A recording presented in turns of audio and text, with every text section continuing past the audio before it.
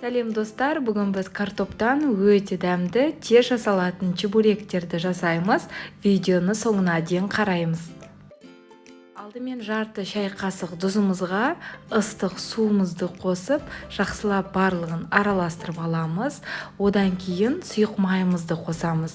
Видеода көріп тұрғаныңыздағыдай мен сұйық майдың тек жарты бөлігін ғана қостым. Барлығын араластырып алып, енді осы ыстық суымызға ұнымызды қосып, бірінші силиконды қасықтың көмегімен жаймендеп араластыра отырып, жұмсақ қамырымызды жасайтын боламыз. Дайын болған қамырды енді қолымызбен жақсылап илеп аламыз. Барлығын жақсылап илеп болған соң, манағы қалған сұйық майымыздың қалған бөлігін қосып, енді барлығын тағы да шамамен 3-4 минуттай жақсылап қамырымызды илейміз. Бізде кәдімгідей жұмсақ эластичный болып шығатын қамыр пайда болады. Енді осы қамырымызды пакетке салып, тоңазытқышқа 30 минут қалып қоямыз.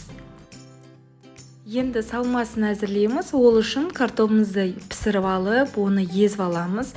Одан кейін пиязымызды жақсылатып, қызартып, қуырып, картопымызға саламыз. Дәміне қарай тұзымызды, бұрышымызды қосып, жақсылап барлығын араластырамыз.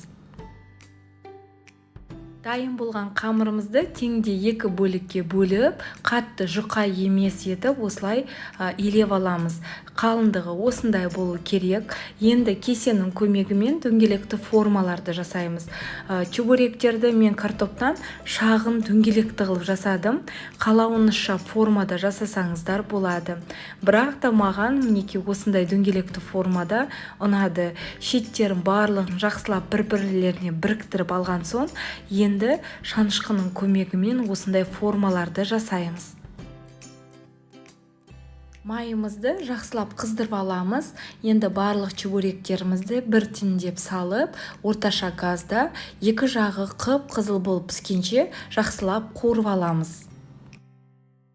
Чебуректеріміз дайын болған соң бетін жауып 15 минут қалып, содан кейін дастарханға қоя берсеңіздер болады. Мінеке достар, біздің чебуректеріміз дайын болды. Кәдімгідей жұмсақ, ерекше дәмді болып шығады. Жасап көруге кеңес беремін. Сіздермен бірге болған Гаухар ас болсын.